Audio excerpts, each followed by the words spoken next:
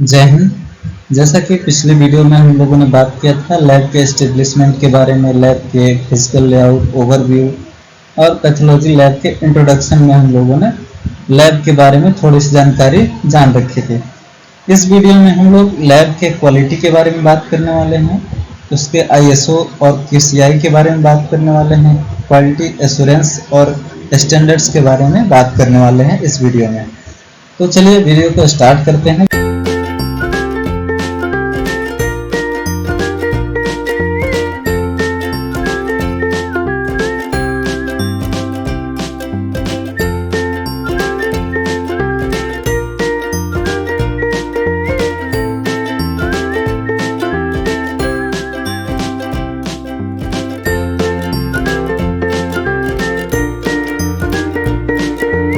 देरी के सबसे पहले समझते हैं क्वालिटी क्या होता है। क्वालिटी को एक वर्ड में अगर हम लोग डिफाइन करना चाहें तो quality means doing the right thing at the right time in the right way consistently, यानी कोई भी सही काम सही समय पे और सही तरीके से लगातार किए जाना, बनाए रखना ही क्वालिटी कहलाता है।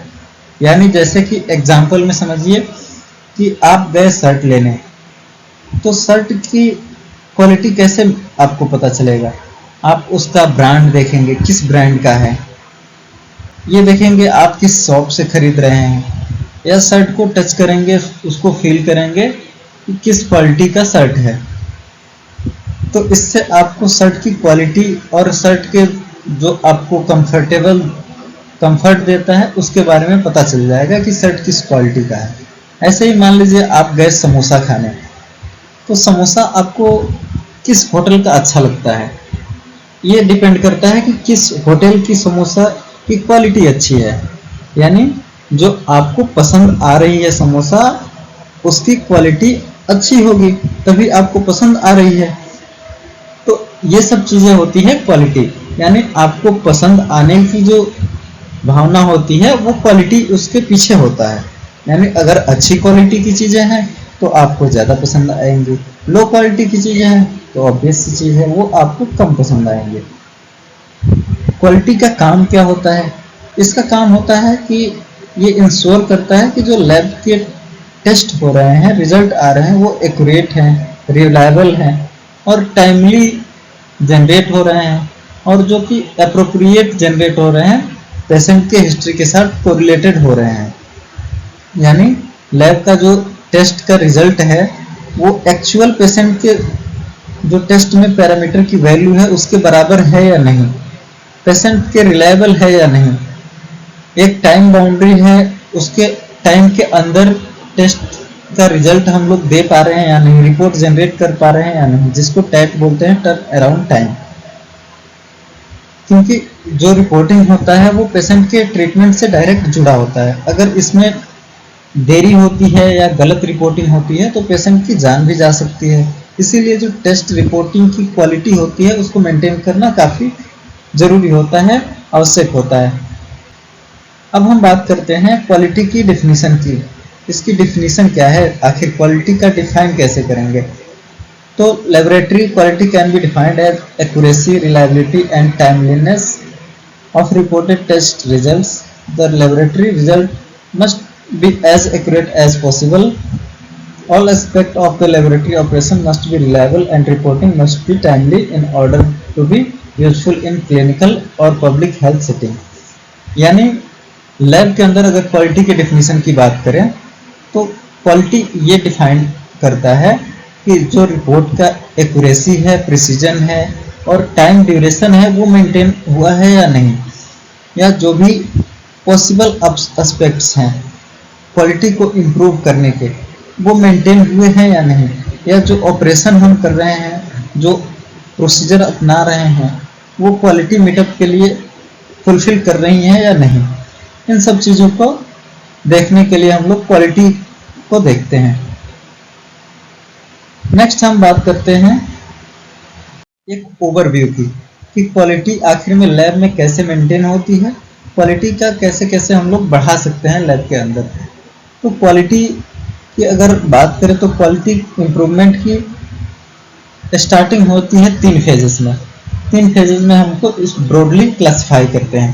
पहला होता है प्री एग्जामिनेशन पीरियड, दूसरा होता है एग्जामिनेशन पीरियड या एग्जामिनेशन फेज, तीसरा होता है पोस्ट एग्जामिनेशन फेज। यहाँ पे हम लोग क्वालिटी को इम्प्रूव करने के टूल्स या टेक्निक्स अपनाते हैं। अगर यहाँ पे हम फेल करते हैं तो क्वालिटी के लॉस होने के चांसेस बन जाते हैं। यानी सबसे पहले क्वालिटी इम्प्रूवमेंट या क्वालिटी की शुरुआत हो जाती है हमारा पेशेंट जब भी एंटर करता है पैथोलॉजी में या ओपीडी में। पेशेंट जब एंटर करता है वहाँ पे पेशेंट का सैंपल कलेक्शन के लिए प्रिपरेशन और सैंपल कलेक्शन दोनों मैटर करता है। प्रॉपर वे में अगर नहीं होगा तो टेस्ट की क्वालिटी खराब हो जाएगी। जैसे मान लीजिए आपको एलडीएच का टेस्ट करना है और आपने टर्निकिट अप्लाई करके एलडीएच का सैंपलिंग लिया, तो वहाँ पे एलडीएच का जो रिजल्ट आएगा वो एक्यूरेट नहीं आएगा, वो रिजल्ट गड़बड़ आएगा। या आपने ऑर्डर ऑफ ड्रॉ कलेक्शन के टाइम पे फॉलो नहीं किया तो सारे के सारे टेस्ट के रिजल्ट गड़बड़ आएंगे, रिजल्ट अच्छे से नहीं आप दे पाएंगे। जो उसमें एक्यूरेसी होगी वो मेंटेन नहीं हो पाएगी, या आप कहें तो प्रिसीजन मेंटेन नहीं हो पाएगी। उसके बाद से आता है पर्सनल कॉम्पिटेंसी टेस्ट इवैल्यूएशन, यानी person to person wise collection का या वर्किंग का जो टेम्परामेंट होता है, मेथोडोलॉजी होता है, वो भी थोड़ा बहुत वेरी कर सकता है। या जो स्पीड होता है टेस्टिंग का वो भी वेरी कर सकता है। ये यहाँ पे भी पर्सनल का जो लोगों का चेंज होने का, ड्यूटी शेड्यूल का चेंज होने का ये होता है, इसको भी मेंटेन करना जरूरी होता है। उसके बाद से है सैंपल रिसीविंग एंड एक्सेसनिंग, यानी मान लीजिए सैंपल को रिसीव करने का जो प्रोसेस होता है, कहीं हमको कलेक्ट किया किसी और जगह पे, हमको सेंड करना है दूसरे लैब में, हाई कम्प्लेक्सिटी लैब में, वहाँ पे जो रिसीव करने का वो होता है, वहाँ पे प्रॉपर रिसीविंग लॉगबुक मेंटेन की जानी चाहिए। ये सब चीज़ें वहाँ पे ध्यान दिया जाना चाहिए और सैंपल का प्रॉपर ट्रांसपोर्ट हुआ है या नहीं ये सब चीज़ें देखना चाहिए। जैसे मान लीजिए ट्रांसपोर्ट के टाइम पे अगर सैंपल हेमोलाइज हो गया है तो उसको रिजेक्ट करके उसको रिकलेक्शन के लिए रिसीविंग के टाइम पे भेज दिया जाना चाहिए। ये सब चीज़ें हम लोग को देखना होता है। फिर बात आती है सैंपल के ट्रांसपोर्ट की।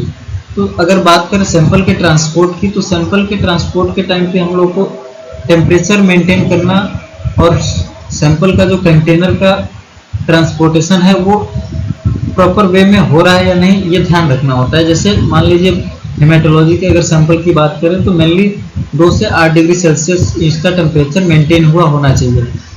बहुत सारे टेस्ट के पैरामीटर जैसे ALP हो गया, ये सब टेम्परेचर अगर बढ़ के रहता है या टेम्परेचर पे मेंटेन नहीं होता है तो इसके रिजल्ट्स घट के या बढ़ के आ सकते हैं। तो ये सब चीज़ें ट्रांसपोर्टेशन में ध्यान रखने वाली होती हैं जो कि टेस्ट के क्वालिटी को सीधे अफेक्ट करती हैं। अगला आता है हमारा एग्जामिनेशन पीरियड फेज, जहाँ पे हम लोग टेस्ट रन करते हैं, वहाँ का फेज होता है एग्जामिनेशन फेज।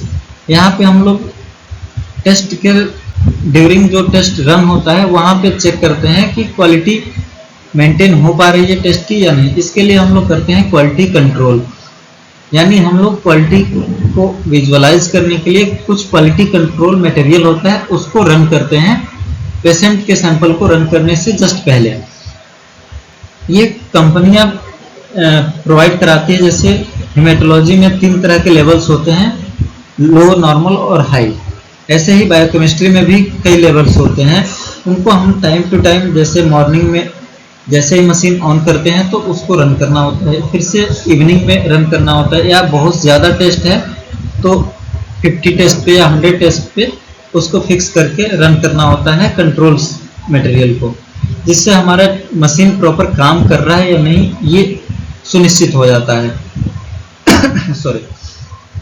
उसके बाद से हम लोग देखते हैं पोस्ट एग्जामिनेशन के बाद से कैसे एग्जामिनेशन हो गया उसके बाद से कैसे हम लोग क्वालिटी को मेंटेन करते हैं। तो जैसे मान लीजिए रिपोर्टिंग या रिकॉर्ड कीपिंग में गड़बड़ी आ सकती है। जैसे आपने मशीन में रन किया रिकॉर्ड और वो लिंक होता है LIS के द्वारा। उसके बाद से आता है रिजल्ट वेरिफिकेशन का टाइम, जहाँ पे रिजल्ट को वेरीफाई किया जाता है एक टेक्नीशियन के द्वारा। अगर यहाँ पे रिजल्ट वेरिफिकेशन या रिजल्ट की एंट्री में एरर होती है तो भी टेस्ट की क्वालिटी पे असर पड़ेगा इसका। इसके साथ साथ एक रिकॉर्ड मेंटेन किया जाता है, एक रिजल्ट का डाटा हम लोग मेंटेन करते हैं जो कि लॉन्ग टाइम के लिए होता है। उसके साथ साथ जो रिपोर्टिंग होता है, रिपोर्टिंग में कई तरह के एरर आ सकते हैं। जैसे मान लीजिए अगर प्रॉपर ध्यान से नहीं रिपोर्टिंग की गई तो किसी और पेशेंट का रिपोर्ट किसी और पेशेंट को जा सकता है, या किसी और टेस्ट का पैरामीटर का रिजल्ट किसी और पैरामीटर में लिखा जा सकता है। इन सब चीज़ों को रिपोर्टिंग के टाइम पे ध्यान देना होता है। इसके साथ साथ प्रिंटिंग में भी एरर देखने को मिल सकती है। इन सब चीज़ों को हम लोग को क्वालिटी को पूरा ओवरऑल मेंटेन करने के लिए ध्यान में रखना होता है, और इन स्टेप्स पे हम लोग को सावधानियां बरतनी होती है कि क्वालिटी मेंटेन रहे। नेक्स्ट हम बात करते हैं क्वालिटी मेंटेन करने के लिए हम लोग आखिर लैब में क्या करते हैं, लैब में कैसे क्वालिटी मेंटेन होती है। तो इसके लिए हमारे पास स्टैंडर्ड होते हैं। जैसे मान के चलिए आप लोग सब लोग बाइक चलाते होंगे, बाइक चलाते हैं तो अगर पुलिस वाले या ट्रैफिक पुलिस ना रहे तो हम लोग बिना हेलमेट के भी चल देते हैं। यानी कोई भी अगर हमारे पास रेगुलेटरी अथॉरिटी ना रहे तो हमारे आसपास का एनवायरनमेंट खराब हो जाता है, हम लोग प्रॉपर काम नहीं करते हैं। वैसे ही अगर लैब में कोई एक ऑर्गेनाइजिंग बॉडी ना रहे या कोई नियंत्रक ना रहे तो लैब की भी जो क्वालिटी है वो पूरी तरह से मेंटेन नहीं रह पाएगी। इसीलिए एक ऑर्गेनाइजेशन है जिसका नाम है क्वालिटी काउंसिल ऑफ इंडिया। ये भारत के हर एक लेबोरेटरी की क्वालिटी को एश्योर करती है, जिसको बोलते हैं क्वालिटी काउंसिल ऑफ इंडिया। इसका जो स्थापना हुआ था 1997 में स्थापना हुआ था, और ये गवर्नमेंट ऑफ इंडिया के इनिशिएटिव के थ्रू इसकी एस्टेब्लिशमेंट हुई थी। ये एक तरह का ऑटोनोमस ऑर्गेनाइजेशन है, यानी गवर्नमेंट के साथ साथ ये प्राइवेट सेक्टर में भी काम करती है, प्राइवेट सिलेक्शन भी होता है यहाँ से। ये क्या करती है कि जैसे जितने भी लेबोरेटरी हैं या जितने भी इंडस्ट्रीज हैं उन सब में क्वालिटी को मेंटेन रखने के लिए कई सारे स्टैंडर्ड्स देती हैं और उसको time to time follow up भी करती रहती है। जैसे यहाँ पे कॉन्फेडरेशन ऑफ इंडियन इंडस्ट्री जो कि CII होता है, ये भारत के अंदर जितने भी इंडस्ट्रीज हैं, फूड इंडस्ट्री हो गई या जो भी बेवरेज के इंडस्ट्री हो गए या जो भी कंपनियां हो गई जो प्रोडक्ट बनाती हैं, उनको ये रेगुलेट करती हैं उनकी क्वालिटी को। ऐसे ही फिक्की है, federation of Indian chambers of commerce and industries, ये भी इंडस्ट्री के लिए होता है। इसके साथ साथ एसोकैम है, associated chambers of commerce and industry of India. ये सब जितने भी काउंसिल हैं ये क्वालिटी काउंसिल ऑफ इंडिया के अंदर आती हैं, और ये सब क्वालिटी को मेंटेन रखने के लिए स्टैंडर्ड्स नॉर्म को फॉलो करते हुए ये किसी भी ऑर्गेनाइजेशन की जो या किसी भी इंडस्ट्री की जो क्वालिटी है उसको मेंटेन रखने के लिए उसको टाइम टू टाइम ऑडिट्स करती रहती हैं और उनकी जांच करती रहती हैं कि क्वालिटी मेंटेन हो रही है या नहीं। ये जो QCI है ये ministry of commerce and industry के अंडर आती है और गवर्नमेंट ऑफ इंडिया के अंदर ये रेगुलेट की जाती है। इसका जो विजन होता है, अगर बात करें विजन की या लक्ष्य की, ये क्या काम करता है, तो ये क्या करता है कि एक क्वालिटी का इकोसिस्टम हमारे देश में स्थापित करता है। जैसे मान लीजिए कि पूरे अगर कंपनियों की या पूरे लैब्स की बात करें तो उसके ओवरऑल क्वालिटी का जो स्टैंडर्ड होता है वो मेंटेन करने का काम QCI का होता है। आप लोग देखते होंगे कि कुछ भी आप खरीदने जाते हैं तो उसके पीछे एक ठप्पा लगा रहता है जिसको ISI मार्का या QCI मार्का बोलते हैं, यानी QCI ने उसको टेस्ट कर दिया है और ओके लिख दिया है। वैसे ही लैब्स के ऊपर भी QCI का एक सर्टिफिकेट लगा होता है, आप लोग लैब में देखे होंगे। ये काम करती है QCI, जो इंश्योर करती है कि क्वालिटी जो भी है गुड्स की या सर्विसेज हैं वो प्रॉपर क्वालिटी में मेंटेन है या नहीं। इसके लिए क्या करती हैं, ये टाइम टू टाइम उसका एक्रेडिटेशन करती हैं, इंस्पेक्शन करती हैं और साथ साथ उसके लिए सर्टिफिकेट भी प्रोवाइड कराती हैं और नए नए स्टैंडर्ड्स को भी टाइम टू टाइम लाने का काम करती है QCI। अगर हम बात करें इसके स्ट्रक्चर की, इसमें क्या क्या चीज़ें होती हैं, तो सबसे पहले एक इसमें चेयरपर्सन होते हैं जो कि प्राइम मिनिस्टर ऑफ इंडिया के द्वारा अपॉइंट किए जाते हैं। उसके साथ साथ इसमें गवर्निंग बॉडीज होती हैं, जैसे comprises representative from government bodies, industries, associations and other stake holders, यानी गवर्नमेंट सेक्टर्स में भी इसके गवर्निंग बॉडीज के लोग हो सकते हैं, या प्राइवेट सेक्टर में जैसे प्राइवेट संस्थाएं हैं तो वहां पर भी प्राइवेट पीपुल यहाँ के लिए नियुक्त किए जाते हैं। और इसके कुछ कंस्टिट्यूएंट्स बोर्ड्स हैं, जैसे अलग अलग इंडस्ट्री के लिए अलग अलग संस्थाएं बना दी हैं QCI ने, जैसे हॉस्पिटल के लिए अलग, लेबोरेटरी के लिए अलग, ऐसे ही सर्टिफिकेट्स देने के लिए एक अलग, एजुकेशन और ट्रेनिंग देने के लिए अलग दे दिया है, क्वालिटी के प्रमोशन और इसके एडवर्टाइजमेंट वगैरह के लिए एक अलग संस्था बना दिया है QCI ने। ऐसे ही अलग अलग संस्थाएं जैसे NABH है, national accreditation board for hospital and health care providers, ये हॉस्पिटल्स के लिए एक संस्था है जो कि हॉस्पिटल्स की क्वालिटी को इंश्योर करती है, चाहे वो गवर्नमेंट हॉस्पिटल हो या प्राइवेट हॉस्पिटल हो, ये दोनों के लिए लागू होता है। ऐसे ही NABL है जो कि हम लोग के लैब के लिए इम्पोर्टेंट होता है, national accreditation board for testing and calibration laboratories. ये लेबोरेटरीज में जितने भी क्वालिटी के कारक होते हैं उनको ऑडिट करती है, जांच करती है और उसको टाइम टू टाइम इन्हेंस करने का या स्टैंडर्ड ऑपरेटिंग प्रोसीजर्स प्रोवाइड करने का काम NABL का होता है। इसके साथ साथ ये दोनों तो ऑडिट्स करती हैं, जांच करती हैं, क्वालिटी इंप्रूव करने के टूल्स देती हैं। जो national accreditation board for certification bodies होता है, इन सब के जांच के बाद से ये सर्टिफिकेट प्रोवाइड कराता है लैब्स को। जैसे आप लोग देखते होंगे कि NABL का रजिस्ट्रेशन और सर्टिफिकेट जरूरी होता है किसी भी लैब को संचालित करने के लिए। ऐसे ही एक NABET संस्था होती है, national accreditation board for education and training. ये क्या करता है कि टाइम टू टाइम जितने भी वर्कर्स हैं, जितने भी स्टाफ्स हैं लेबोरेटरी के या जितने भी अलग इंडस्ट्री के स्टाफ्स हैं, उनको टाइम टू टाइम एक ट्रेनिंग देने का काम करती है। जैसे मान लीजिए कि लैब में बहुत सारे नए नए प्रोसीजर्स फॉलो आते रहते हैं, नए नए कंपनियों के किट्स आते रहते हैं या नए नए मशीन्स लगते रहते हैं, तो उनका टाइम टू टाइम ट्रेनिंग और उसके बारे में एजुकेशन टेक्नीशियंस के लिए काफ़ी इंपॉर्टेंट होता है। ये संस्था इस सब चीज़ों को सुनिश्चित करनी है कि हमको 3 महीने में ट्रेनिंग देनी है या 6 महीने में ट्रेनिंग देना है या ईयर वाइज ट्रेनिंग देना है टेक्नीशियंस को, या जो भी एम्प्लॉय वहाँ पे काम कर रहे हैं, उस मशीन को पर्टिकुलर काम कर रहे हैं, उसके लिए ये संस्था काम करती है। इसके साथ साथ है national board for quality promotion.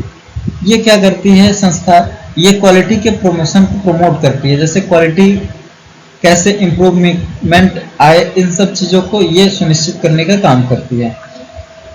Next हम बात करते हैं दूसरी संस्था जो कि है international standard organisation ISO। ISO ये क्या करती है?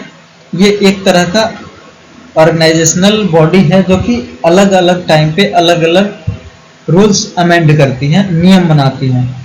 मान लीजिए कि जैसे आपके कॉन्स्टिट्यूशन में है कार्यपालिका, न्यायपालिका, विधायिका, वैसे ही यहाँ कानून बनाने का जो काम है वो ISO का काम है।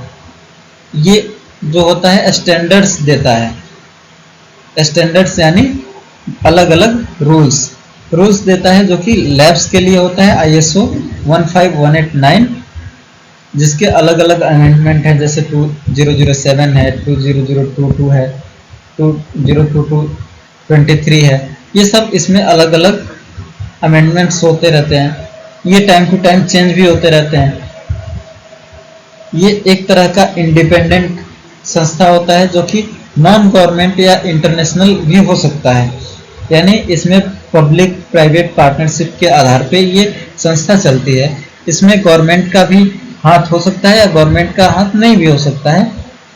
ये प्राइवेट सेक्टर में भी काम करता है और गवर्नमेंट सेक्टर में भी काम करता है। ISO ये क्या करता है कि जितने भी क्वालिटी स्टैंडर्ड्स हैं उनको मैन्युफैक्चर करता है और उसको प्रोवाइड कराता है अलग अलग संस्थाओं में, जैसे ISO 15189 2007 है, ये मेडिकल टेस्टिंग लेबोरेटरीज के लिए है। और ये क्या करता है कि जो क्वालिटी और कंपिटेंस है लेबोरेटरीज के लिए, इनको बढ़ाने का काम करता है, इनको सुनिश्चित करने का काम करता है। इसके जो नॉर्म्स होते हैं ये क्वालिटी और कंपिटेंस पे काम करते हैं। इसका जो फॉर्मेशन हुआ था वो जेनेवा में हुआ था, 2007 में हुआ था। दूसरा जो है ISO 17025 है, जो कि जनरल रिक्वायरमेंट्स और कंपिटेंस के बारे में बताता है हमें कि लेबोरेटरीज में जनरल एक लेबोरेटरी अगर रन करना है तो उसमें क्या क्या रिक्वायरमेंट्स होती है और कैसे हम मार्केट में कंपिटेंसी अपना सुनिश्चित कर सकते हैं एक करेक्ट वे में टेस्टिंग करते हुए। ये ISO इसके बारे में हमें जानकारी देता है। नेक्स्ट हम बात करते हैं क्वालिटी एश्योरेंस की। ये संस्थाएं तो काम करती हैं, अब क्वालिटी एश्योरेंस क्या होता है? मान लीजिए जैसे आप कहीं गए, शर्ट खरीदने गए, एक बार आपने शर्ट खरीदा, वो बहुत अच्छे क्वालिटी का था, उसी कंपनी का। अगली बार आपने समझा कि वो सेम कंपनी है, शर्ट तो अच्छा ही होगा। आपने उस शर्ट को देखा नहीं, वैसे ही पैकेट का उठा लाया, घर पे आए देखा आपने शर्ट जो है वो शर्ट की क्वालिटी बिल्कुल ख़राब है। तो ये जो एश्योरेंस का काम है, ये एश्योर करती है कि हर बार जो कस्टमर आए वो परचेज करे तो हमारा क्वालिटी मेंटेन्ड सर्विस मिले। ये होता है क्वालिटी एश्योरेंस। जैसे कि डेफिनेशन में आप पढ़ सकते हैं, quality assurance is a systematic process design to ensure that service procedure and products consistently meet predefined quality standards. यानी एक लंबे समय तक हम क्वालिटी को मेंटेन करके रख रहे हैं या नहीं रख रहे हैं, इसको एश्योर करने का काम क्वालिटी एश्योरेंस का होता है।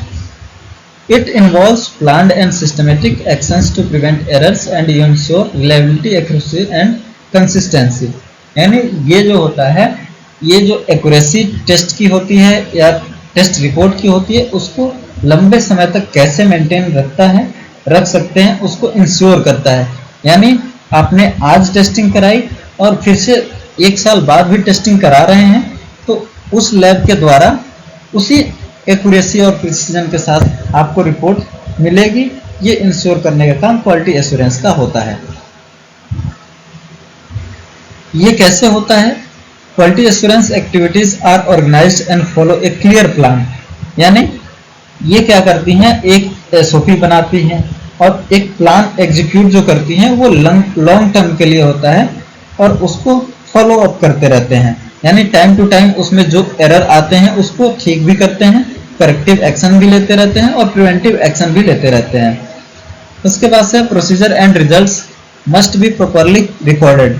यानी जो भी प्रोसीजर फॉलो हो रहा है उसका एक रिकॉर्ड मेंटेन होता है और उसको प्रॉपरली रिकॉर्ड किया जाता है, और उसके साथ साथ जो भी आपने प्रोसीजर किया है वो कहाँ से आपने रिसोर्स लिया है वो भी रिकॉर्ड हमारे पास अवेलेबल होता है क्वालिटी एश्योरेंस के अंदर। नेक्स्ट है ensures that laboratory test result are correct and reproducible.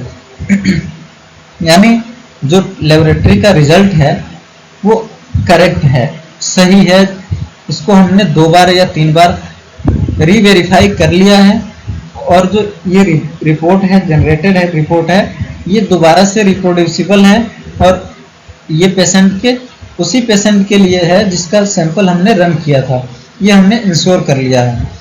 अगला है ensure staffs are skilled and regularly assessed. यानी जो आपने स्टाफ हायर किया है वो स्टाफ स्किल्ड हैं और रेगुलरली उनकी ट्रेनिंग की जा रही है, असेसमेंट की जा रही है कि वो प्रॉपरली काम कर रहे हैं या नहीं, उन्होंने जो प्रोसीजर फॉलो कर रखा है वो स्टैंडर्ड से मैच कर रहा है या नहीं, ये सब चीज़ें मेंटेन की जाती हैं। अगला है tracks indicators like turn around time, error rates etc। यानी जो टैट है वो प्रॉपरली मेंटेन है या नहीं, या जो आपका एरर रेट है, जो आपके गलती होने के रेट हैं वो टाइम टू टाइम कम हो रहे हैं या नहीं। अगर आपका एरर रेट बढ़ रहा है तो आप क्वालिटी एश्योरेंस में कुछ गड़बड़ी है। अगला है follows standards like NABL, NABH, ISO 15189। यानी इन सब स्टैंडर्ड्स को फॉलो करके क्वालिटी एश्योरेंस काम करती है, क्वालिटी को एश्योर करने का काम करती है। अब थोड़ा सा हम लोग क्वालिटी कंट्रोल और क्वालिटी एश्योरेंस में डिफरेंस जान लेते हैं कि क्वालिटी एश्योरेंस और क्वालिटी कंट्रोल में क्या अंतर है। हम कुछ पॉइंट्स पे बात करेंगे। जैसे क्वालिटी कंट्रोल का फोकस जो होता है वो एरर्स को डिटेक्ट करने का होता है। जैसे मान लीजिए आपने एक एग्जाम्पल ले लिए हेमेटोलॉजी के ऑटो एनालाइजर का, उसमें आपने लेवल 1 लगाया जो कि नॉर्मल का है। उसमें नॉर्मल में आरबीसी की वैल्यू मान लीजिए 1.5 लाख से 4.5 लाख है, जो कि नॉर्मल पेशेंट के साथ भी मैच कर रहा है। ये इंश्योर करेगा कि आपका जो मशीन है वो जो 1.5 लाख से 4.5 लाख के रेंज का सैंपल है उसका रिजल्ट 1.5 से 4.5 लाख के बीच में ही दे रहा है या नहीं। अगर इसमें मशीन में कुछ सिस्टमिक एरर आ रहा है तो उसको ये डिटेक्ट करने का काम करेगा तुरंत। तो ये क्वालिटी कंट्रोल एरर्स को डिटेक्ट कर लेगा। ऐसे ही क्वालिटी एश्योरेंस का वहीं पे काम आता है। इसका क्या फोकस होता है कि एरर्स को प्रिवेंट करना, यानी मान लीजिए आपका रिजल्ट गड़बड़ आ गया तो उस रिजल्ट को कैसे सही करें और कैसे चीजें वहां पे इम्प्लीमेंट करें कि जो भी गड़बड़ी आई है वो दोबारा से गड़बड़ी हमको देखने को ना मिले।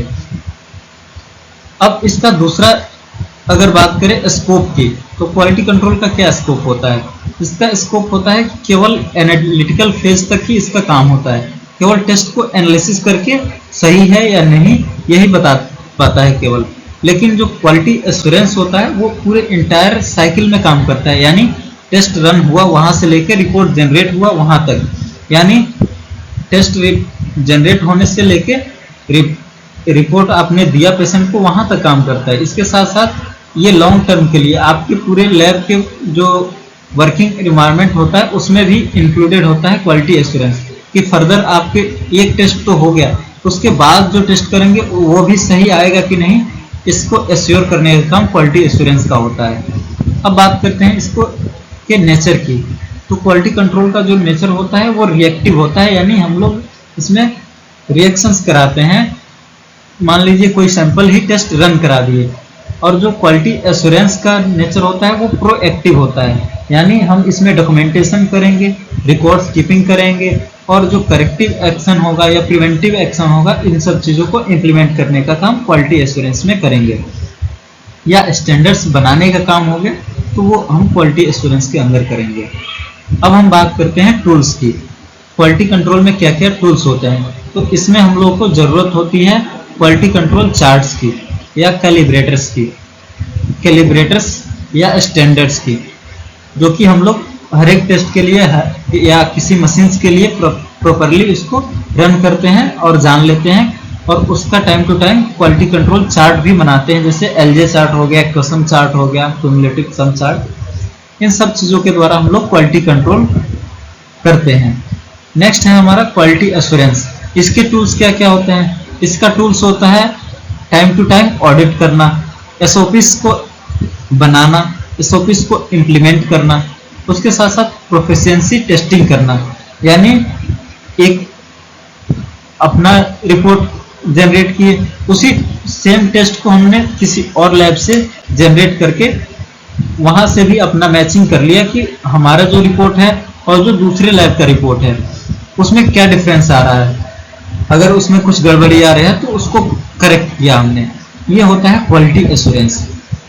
आई होप आप लोगों को क्वालिटी एश्योरेंस और क्वालिटी कंट्रोल समझ में आया होगा। और जो मैंने इस लेक्चर में बताया है, अगर आपको किसी भी पॉइंट पे डिटेल डिस्कशन की रिक्वायरमेंट लगती है तो कमेंट में ज़रूर बताइए। इस वीडियो में इतना ही, मिलेंगे नेक्स्ट वीडियो में, तब तक के लिए थैंक यू।